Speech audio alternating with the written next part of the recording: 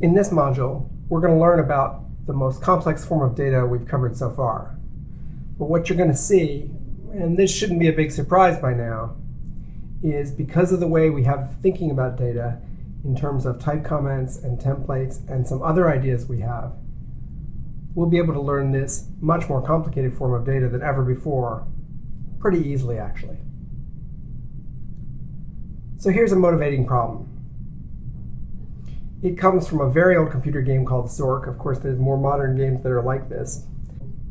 Imagine that you're suddenly transported into a mysterious house or maybe some underground caverns or stuff. And we kind of want to, think about that underground space. So in the simplest case, there might just be a single room, which I suppose if we were doing some kind of game would have some incredible name, but because it fits on the screen better, let's just call this room A. So that would be kind of the simplest underground terrain. It's not very interesting. Now this room might have an exit that leads to some other room, B. And we could draw that this way. And because it's an arrow rather than a line, what this is saying is that you can go from A to B, but you can't go back.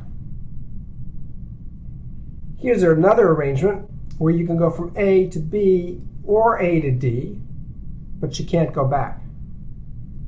Now all of these so far have actually been kinds of trees, kinds of arbitrary arity trees.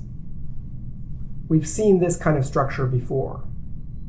But a set of underground passages that you can never kind of get back to where you started is going to be kind of maybe not interesting.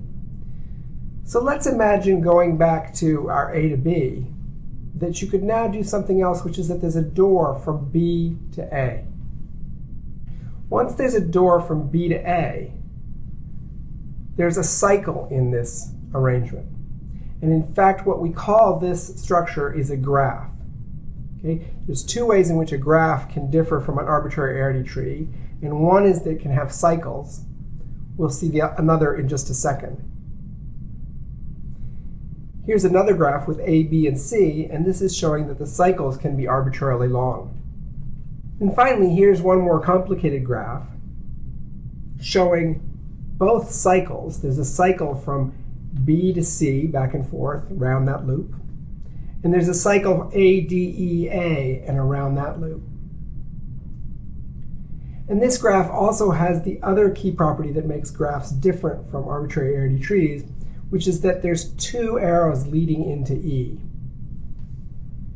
So in a graph, in general, there can be more than one arrow. There can be 0 or more arrows leading into a given node in the graph.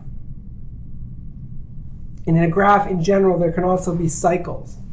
Although there is this fancy word called an acyclic graph, which is a graph without cycles. So that would be a graph that would have more than one arrow leading into some node, but it wouldn't have any cycles. What we're going to look at for the rest of this week is the general form of graphs in which they are directed, meaning the arrows have one point on them. You can only go one way down an arrow. And they're cyclic, meaning there can be cycles. So that's a whole new form of information that we've never seen before. It's this idea of a graph. From here on in, we're going to see that it's stuff we've learned before and that we've got a powerful platform for designing functions that operate on such graphs.